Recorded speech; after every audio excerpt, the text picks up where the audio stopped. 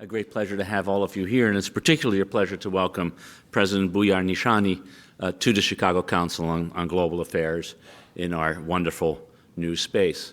For nearly a century, we have provided an independent and nonpartisan platform for a variety of different voices to promote deeper global understanding and an active U.S. role in the world.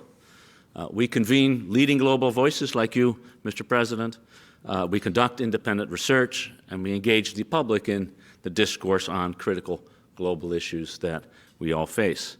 Let me underscore that the views expressed on our platforms, both here and on our website, are the views of the people expressing them, and they should not be taken as the views of the Council. I say this given the election season that we're in, not because of anything that you may have to say, Mr. President. Today we're looking forward to hearing from President Nishani about the Western Balkans and their future in Europe and the role that Albania is playing that.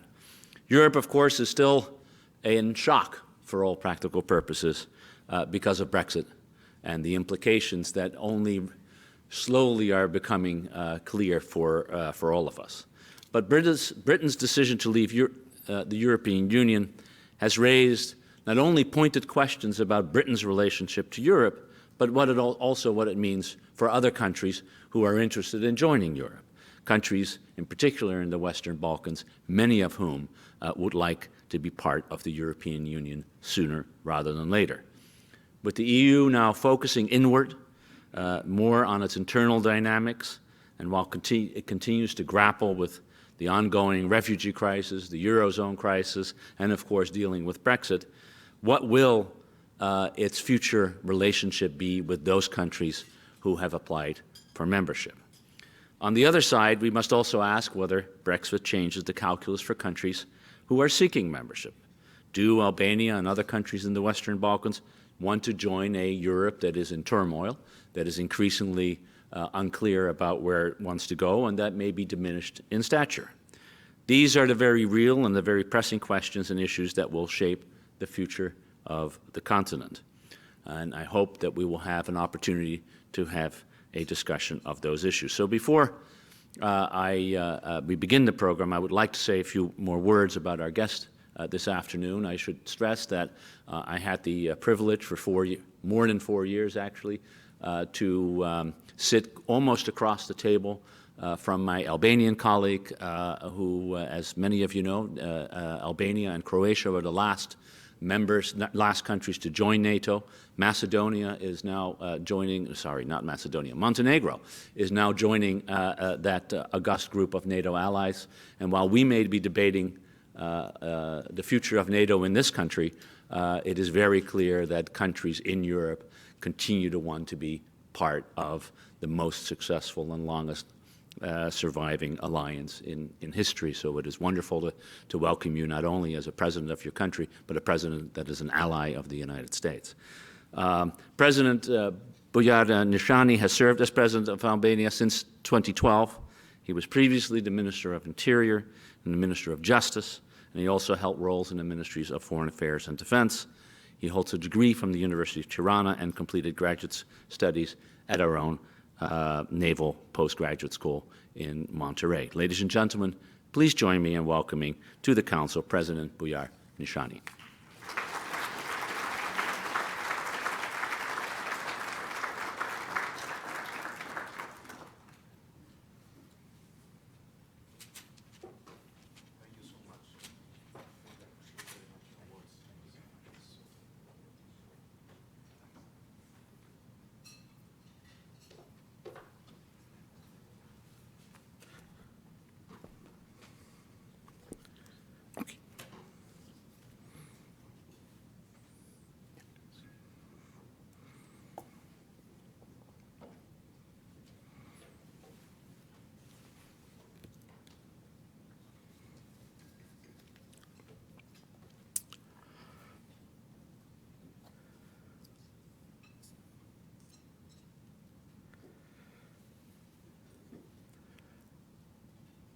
Honorable President and Ambassador Doder, Your Excellency Ambassador of Albania in the United States, distinguished members of Chicago Council, ladies and gentlemen present in this meeting and this lunch, first of all, really I would like to extend my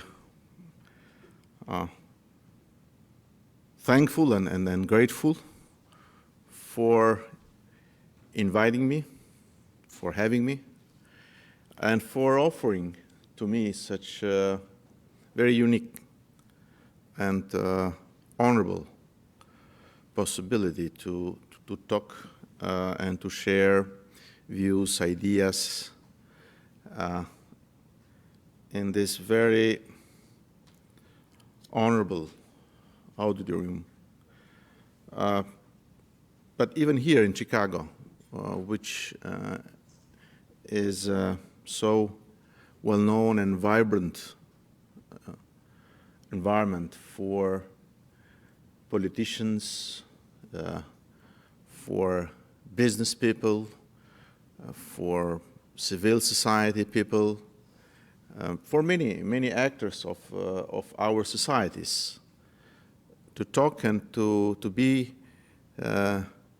in communication. I believe that there is no greater honor and pleasure for non-American dignitaries than to conclude their stay in the United States, especially after a few days of participation in the proceedings of the United Nations General Assembly that I was honored to be part, and some very important and emotional activities that I had in DC yesterday. So to be at the Chicago Council on Global Affairs, a think tank of remarkable international reputation, is an honor and privilege. And thank you very much for offering me such possibility, Ambassador, and your staff.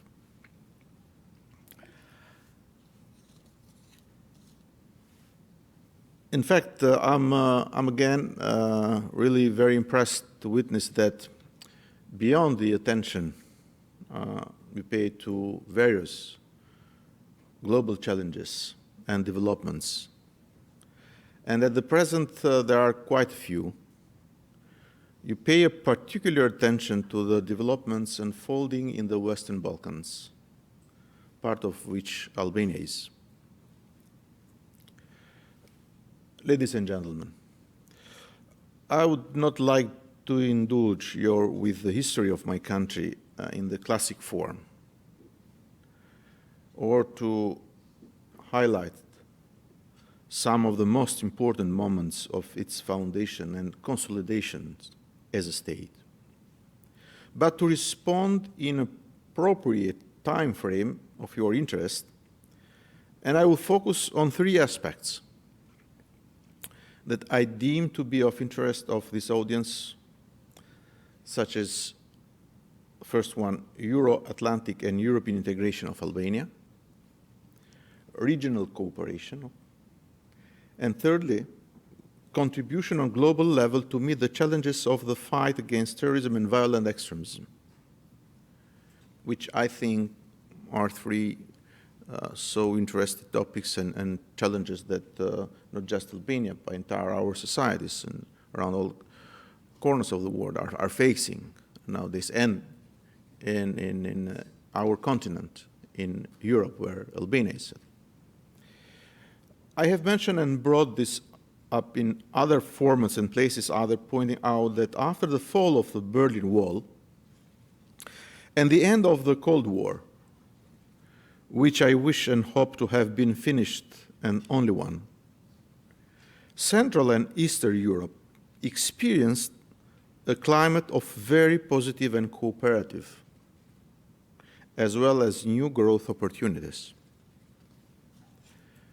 European continent, divided both ideologically and physically, as well began to feel as never before in its modern history. Cooperative and oriented towards the common values of democracy, protection, and upholding fundamental freedoms and the creation of a common market and a common security umbrella. Albania and the Western Balkan region were part of this experience and opportunity development.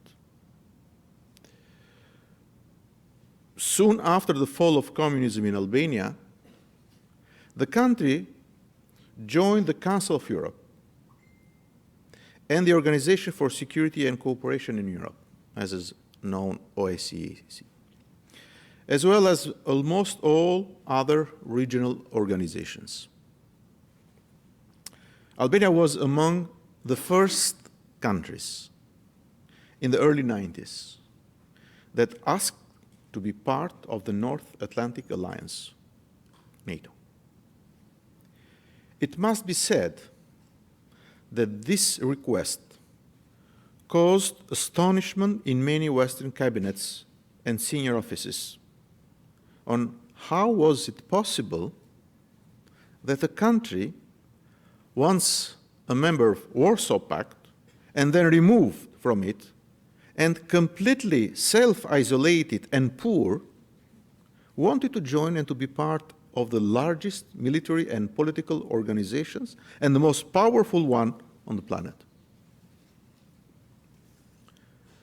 Euro-Atlantic and European vision and spirit, with a central view and aim, the integration and membership in NATO and the European Union were the main objectives of my country, as the Albanians believe that these two projects, the major post-World War II ones that made a clear distinction between freedom and confinement, between dictatorship and democracy, between the free economy and the centralization one, between sustainable development and secure bankruptcy, they would become the lodestar of our future orientation. In Albania's view, a country that had experienced dictatorship, terror and oppression, extreme poverty, and total lack of freedom and democracy, membership in these organizations was seen as a moment of hope and social and economic recovery. Thanks to the unimaginable and reforms undertaken in the early 90s, but also the dedication and loyalty to Euro-Atlantic's values, in 2009, Albania became a fully fledged member of NATO. Albania and Albanians, by becoming part of NATO, carried out a part of their dream, and ever since that time, Albania has been and remains an active partner of the alliance, contributing with all capabilities and potentials throughout its commitments. The second major project of the country is represented by its integration into the European Union, which in itself is a long and complicated process and a very complex at that. Both in terms of performance of internal reforms in the country, as well as the ability of the Union to absorb new members within it. Albania and the Albanian institutions are fully committed to meet and accomplish the internal reforms that will enable the achievement and reaching of standards and fulfilling the necessary criteria for membership. Quite often, we, the Albanian officials, proudly express and boast about the very high power and popularity support expressed to the process of the integration to NATO and European Union. This process enjoys the support over the 90% of the population. Placing Albanian political class and institutions in front and facing the moral and institutional obligation to respect the popular will and continue on the path of reforms. The European Union itself is running against some very fierce challenges. For several years, it has been hit by the financial and economic crisis, then the migratory crisis, which has affected the internal cohesion of the Union, and already Brexit process of Great Britain exiting the Union. All this have created a situation of uncertainty, confusion, leading citizens' relations, as well as a favorable environment for the anarchists and populist policies. Brexit seems to have a tremendous impact on the stability of the Union as well as on the continuation of its enlargement processes with other countries of the Western Balkans. The Britons spoke, and despite the small margin of the referendum, they voted in favor of exiting the European Union. This sovereign and significant decision was vitally respected by many European and world leaders. It was a no to the European Union and a message that was and is being read with the maximum attention from all its member countries, but also from candidate and aspirant countries as well, like Albania. The question that remains is, what will happen to the European Union and thus with most major European projects after the Second World War? The determination of Albania, but also of some other countries from the Western Balkans, to continue the reform process and the implementation of European Union accession maybe today sounds weird, not only to the ears of many Eurosceptics, but even more to Europeanists who are not clear the future of the European Union. But ever since the Thessaloniki summit in 2003, it has been clearly and repeatedly said that the European Union will never be completed without the Western Balkans. Of course, things are not as before. But it is very important that the European Union, its institutions and member states, should not neglect the attention to the process of integration of the Western Balkan countries in the Union. The investment made for peace,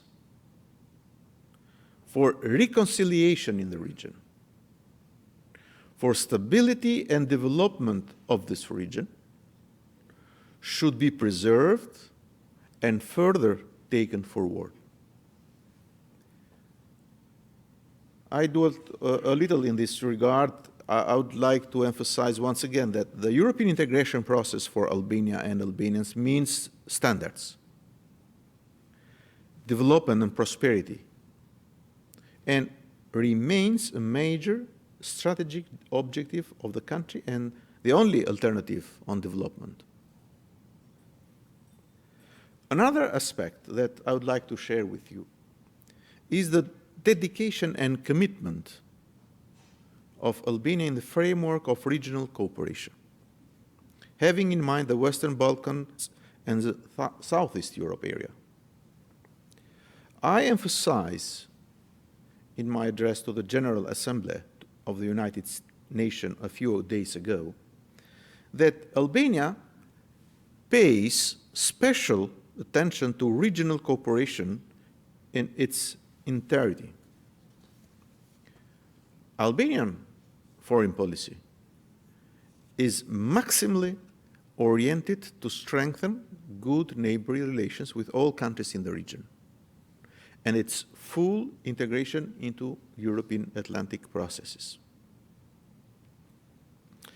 The energetic commitment of Albania in this context and its active and constructive role in all regional initiatives help to strengthen the political, economic, and human development among all partner countries in the region towards the establishment of an interaction agenda among them, the European Union and the Western Balkan countries, as part of the common road of regional countries towards EU membership. During the last decade, especially since the independence of Kosovo, the Western Balkans region has undergone some radical changes. Dialogue between countries has significantly intensified, and relations among the countries have recognized the continuing progress. There is a general willingness to establish a peaceful and secure region. Only in the last 2-3 years, the region's leaders, including myself, have met dozens of times with each other in both framework of regional initiatives or international forums, as well as in the framework of bilateral visits, something unimaginable a decade ago, but that seems quite normal nowadays. I deem that beyond the formal aspect and courtesy, through these contacts, the region's leaders have conveyed to the citizens of their countries the spirit of understanding and cooperation, and encouraged governments and relevant institutions to continue in this spirit. Also, it is important and encouraging that governments of the region are agreeing about joint projects involving development of key strategic sectors such as energy and infrastructure in general. But of particular importance remain the efforts aimed at removing and turning down past prejudices among nations of the region and stereotyped judgments through cultural exchanges and projects, through the cooperation, particularly among young people of the region.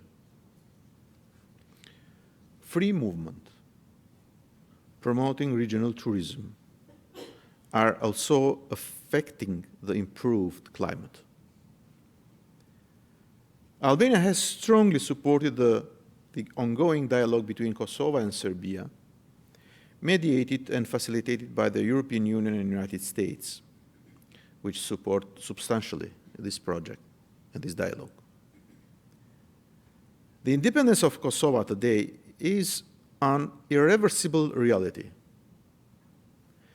and has demonstrated that it was the right decision for peace, stability, creating an environment of reconciliation and development and common approach in the region.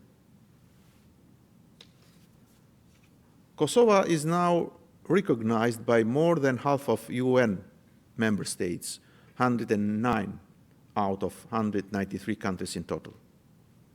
And I'm sure that the process of recognition will continue even further, because I believe on the tireless commitment of our friends and partners and allies to promote the importance of peace and stability in this region, which is important for Western Balkans, South Europe, and for European Union itself.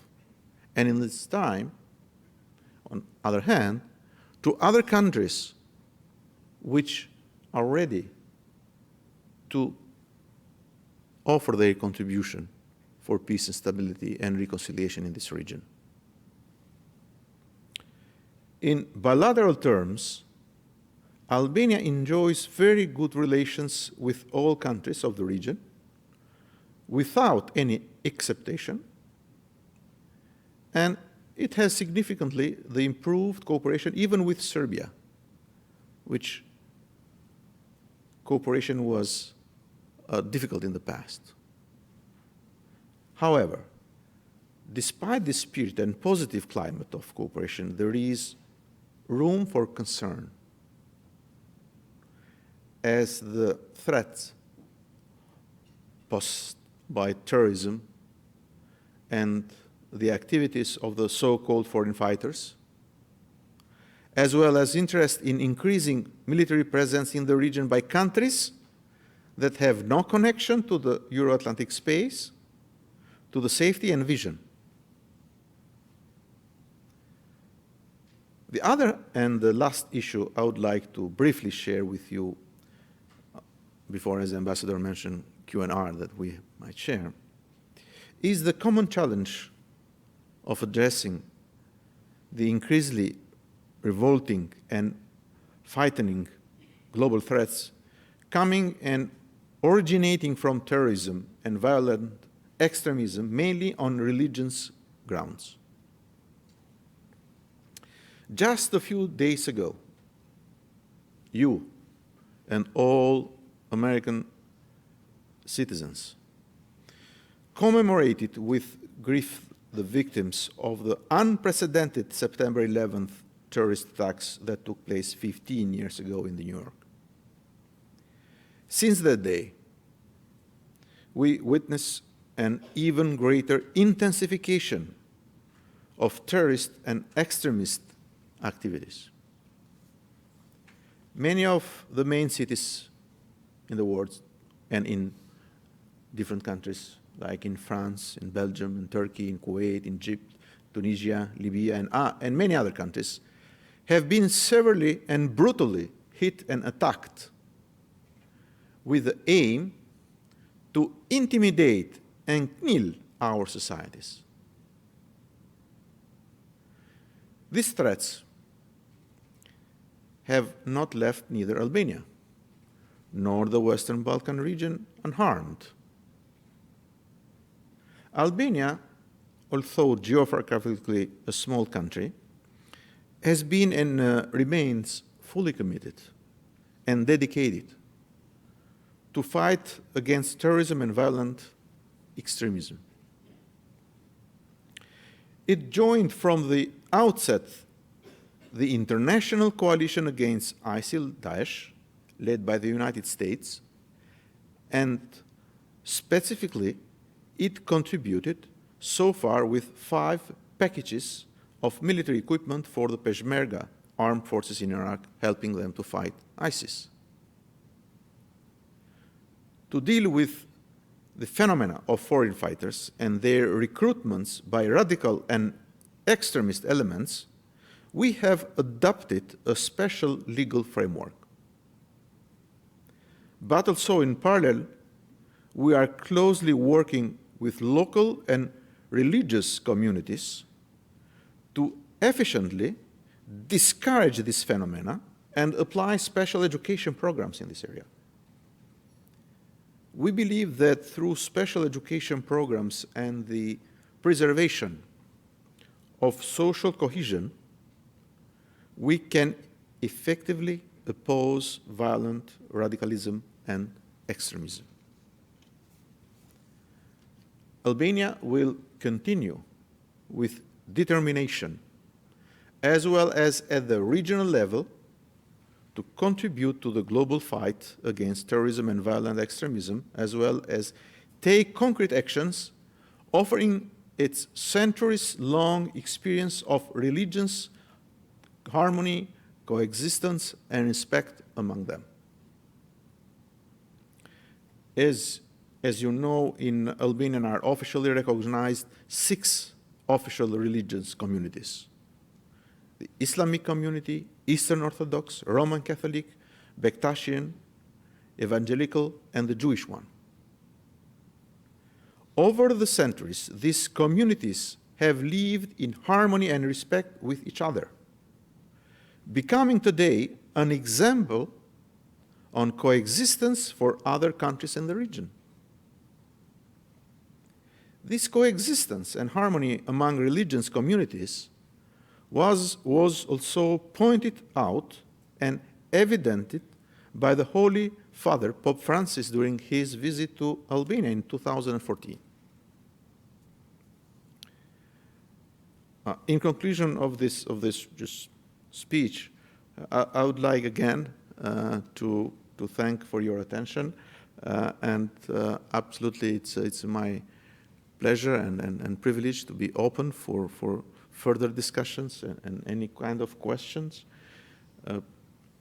There is no any limitation of topics of question. Please just feel free.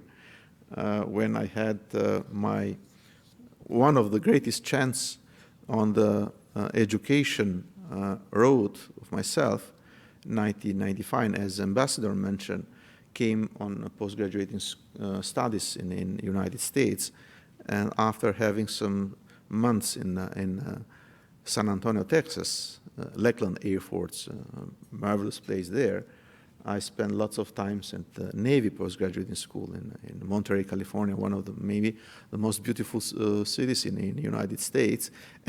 But I mentioned that because when we started election and hearing our professors, they started saying us, look, by end of the election, you have the right to ask, and keep in mind that there is no stupid question, so you have right to ask anything. So thank you very much for your attention, and really I feel honored and privileged for being here today. Thank you very much, Mr. President. It's truly an honor to have you on our platform. We have some time for questions now. If you do have a question, please raise your arm and a member of our staff will bring a microphone to you. Please also make sure that your question is a question and not a statement. Yes, at the last table, the gentleman, please. Okay.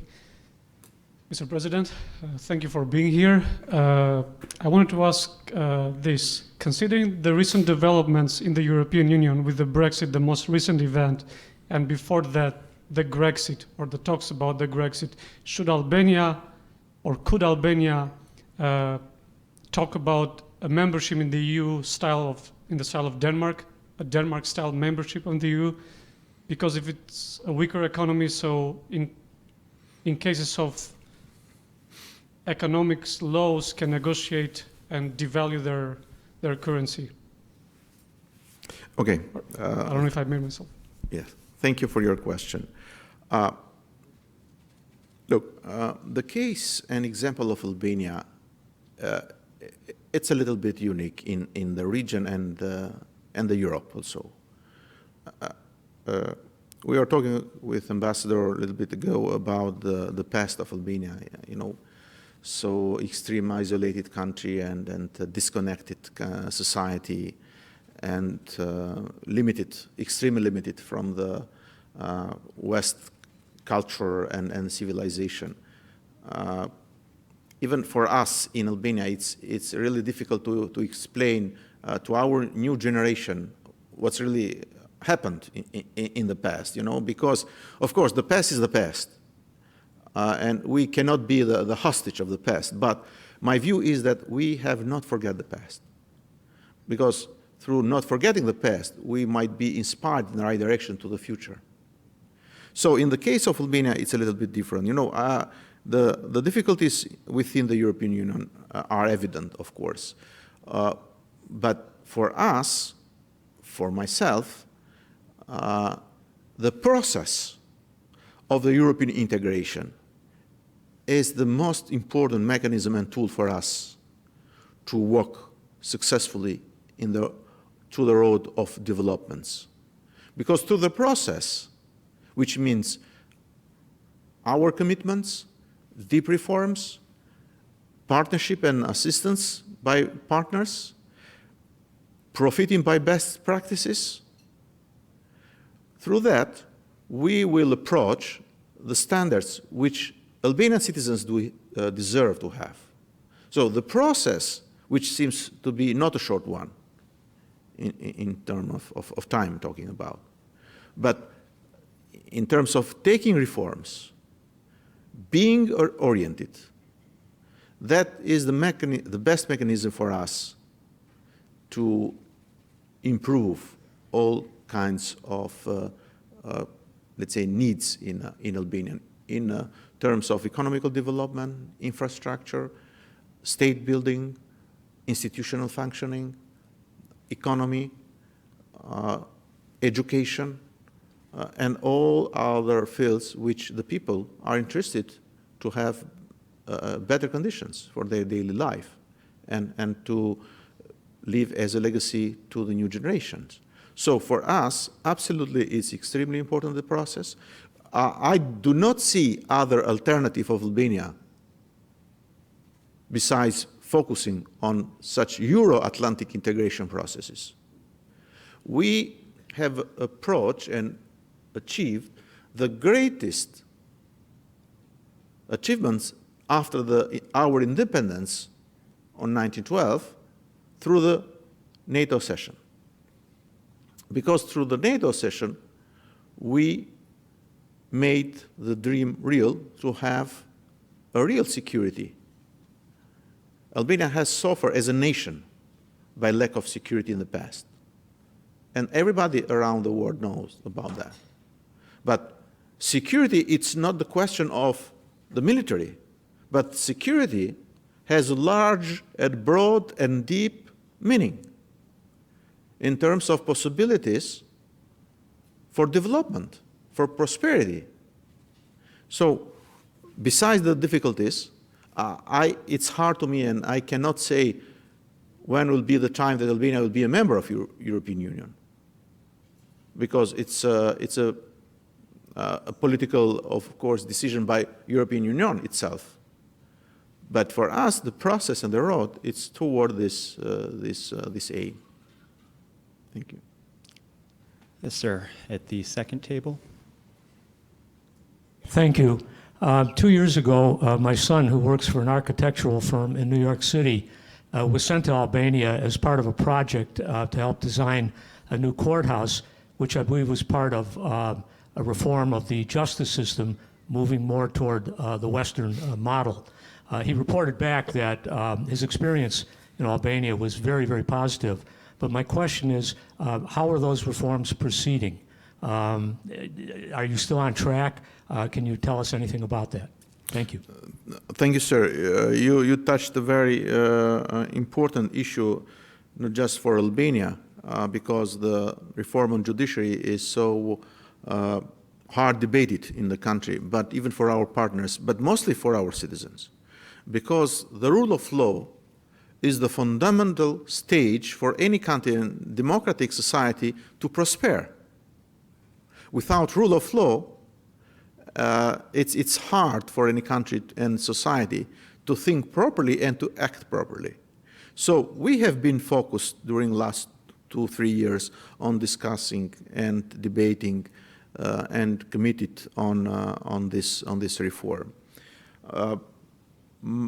2 months ago, the Parliament and I decreed approved some important and fundamental changes in our Constitution.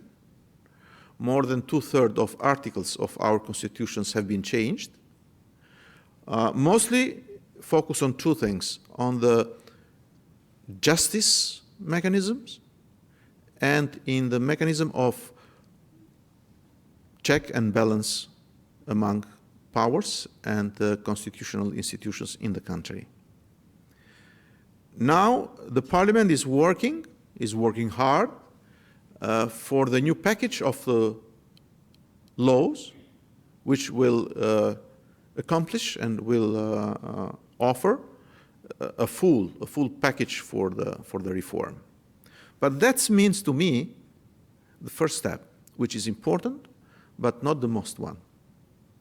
Because what I believe that is the main challenge for any society, I'm talking in that case for my country, is the implementation of the legislation and the reforms. It's not easy to draft the law and to pass in Parliament, especially in such important reforms. But for the citizens of the country, it is extremely important to see the implementation of reform, functioning of rule of law. it's a very high expectation among the Albanian citizens to see fighting corruption in proper way, especially among the politicians, to see the punishment of corrupted people, starting from the highest level of politician, from the President of Republic till the simple citizens. Because only through way, implementing and exercising the legislation, we will create the trust among the citizens. And the trust is the stage and the best column and pillar for the hope. And without the hope, it's hard to exercise and to manage a society, especially societies which are still such fragile in terms of functioning of institutions and democracies under developments, because, you know, roughly 50 years under the isolation, it was not just a kind of wall throughout our borders, but it was a kind of pressure inside to any individual for 5 decades, roughly. Now, 25 years, of course, for human life means a lot, but for a country, for a new political system and functioning, surrounding by different challenges regionally, globally, and so on, it's not too much. But it doesn't mean that we have not to rush a little bit more.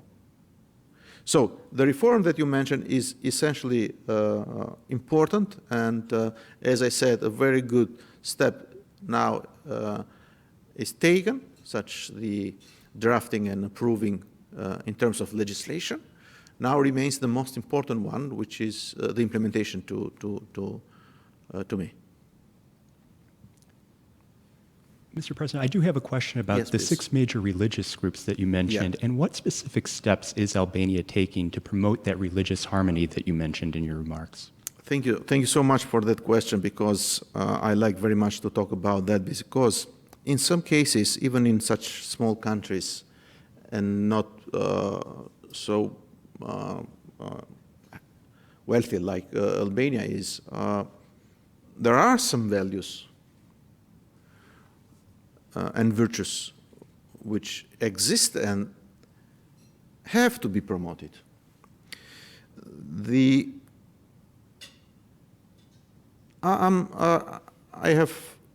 So it's hard to me to talk about the kind of meaning of the tolerance, because to me the tolerance means something else. But I like very much to talk about the coexistence, respect, and harmony. It's a legacy which exists in Albania for centuries, that the different religions in Albania live in a real harmony. Let me present to you one very unique example, which has been not so well known before, but now the world and other countries and societies are informed about that, and they are a little bit surprised, but it's good because it belongs to the past, but it's so inspired for the actual and nowadays situations. The example is during the Second World War, when the Jewish people suffered, and especially during the Shoah time. During this time, the number of Jewish in Albania was not so big, some 100 of them. By end of the Second World War, the number of Jewish people in Albania came to some 1,000. And do not exist any single case that the Jewish people had been handed over to the Nazis. Lots of Jewish people came to Albania from different European countries, escaping the horrible and terrible darkness, things that happened against them to those European countries. And all of them welcomed by Albanian simple families, and most of them were Muslim Albanian families. They welcomed them in their homes, presented them as their own member of families, lived together with them till the war was ended, and saving thousands of lives of the Jewish people. It has been recognized now by State of Israel, by Jewish community all around the world. It is a unique example. But even after that, as I mentioned, nowadays in Albania we have 6 official religions community. And all of them celebrate together. You know, has been so exciting. When I came in office in 2012, I started a tradition to celebrate. I don't know if there is any Jewish American here in this room. Okay, ambassador. Started to celebrate the Hanukkah, which is a celebration of the lights. And was, you know, we celebrate now each year that day in office of the President of the Republic. Gathered lots of people from different religions. You know, it's so exciting and hopeful when you see the imams and clerics from Muslim community, from Catholics, from Orthodox, from Jewish community to light the candle together and to deliver such messages, not just for Albanian society. Beyond of that, I think that we promote such values, principles, and virtues which we need this day more than ever before. Because we need to live together, to respect each other. Because only through the common commitments and common engagements we can challenge successfully the common threats. So I think that these values, Albania, even a small country, not a big one, not a member of European Union, but can promote within European Union and beyond of that. Thank you, sir. Yes, sir. In the back, please. President Nishani, thank you for coming. On behalf of a strong and vibrant Albanian American community, we welcome you here. I'd like to get your take on how you mentioned the relationships Albania has made with its neighbors. How is Albania within itself your number one challenge as president? And also one other thing, corruption. Where is that in your list of challenges? And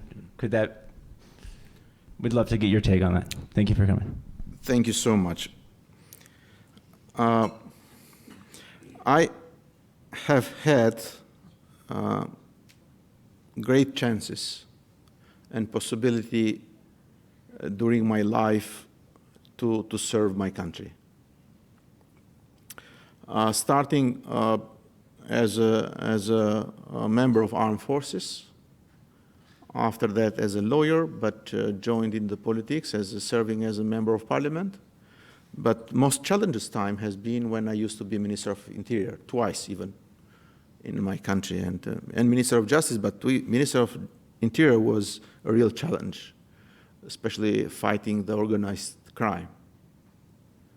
On 2008, 2009, more than 2,000 members of organized crime groups have been jailed. It has been a real challenge. Corruption, it's a big challenge for a number of reasons. But I have expressed, even publicly sometimes, that the corruption is the worst, or let's say the biggest challenge that we face. Somebody can say me, how do you say it that way? You mention corruption as a big challenge, as a disease, as a cancer, really, among your society, and you do not consider it as a biggest challenge? You know why? Because I deeply believe that if you have true, real, and strong will, you fight corruption properly and successfully. That's it. You cannot disappear it, but you can fight and challenge very successfully. It's up to the will, mostly, 90%, because you need mechanism, of course. The biggest challenge to me is the lack of the skills on management of our resources. Look at that in our region. I mean in Western Balkan region. Albania is the only one in the country, among Macedonia, Montenegro, Bosnia, Serbia, Kosovo, and others, is the only country which produces petroleum. There is no other petroleum resources in other countries. Albania is the richest country in the region, and after Norway in the European level, dealing with water resources. And the water is going to be maybe so expensive good in the coming future. It is the richest in the region. Albania is rich in minerals. The west side of the country, from the northwest to southwest, from the border with Montenegro in the northwest, to the border with Greece in southwest, Albania is a coast. Both seas, Adriatic Sea and Ionian Sea, are absolutely great resources. The climate in Albania, it's excellent one, a big possibility, because it's better than in Serbia, which is in our north, and better than in Greece, which is in our south. The climate means real competition dealing with agriculture productions to be early in the market. It's favorable mechanism for the farmers and for entire society. The geographical position of Albania, it's absolutely excellent because within 8 or 10 hours, companies and businesses can ship their goods from south of Italy to Albania. And half of this time, you can approach the places like Istanbul, Sofia in Bulgaria, or in North Africa. So the position for transport and for infrastructure is absolutely important one. Comparing such resources with standards and incomes, which are lower than the other countries, it's unfair for our citizens. Corruption is a question, but the lack of the skill for management of resources make to me the most important challenge that we have to face. Because of that, I addressed during my meetings here in the United States with Albanian American diaspora and here in Chicago, all capacities that we have as a community to come to be part of processes of management. Of course, it's up firstly to our institutions to create possibilities then to come. And I would like just to emphasize that I'm absolutely committed strongly in this process. You know, in fact, the President of the Republic is not the executive power in our country. But it's absolutely a strong public voice. And I'm going to extremely loudly the voice for committed our capacities in our diaspora abroad to be part of the development processes and management, mostly management processes in the country. That was my explanation. Thank you very much. Ladies and gentlemen, unfortunately, that's all the time we have for questions. Before we conclude our program... We have just one. Yes, sir. The last one.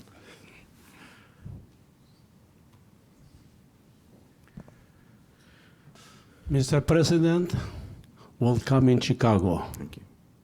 We are happy you came. My question is, outside investors, how safe they are investing secured and safe in Albania?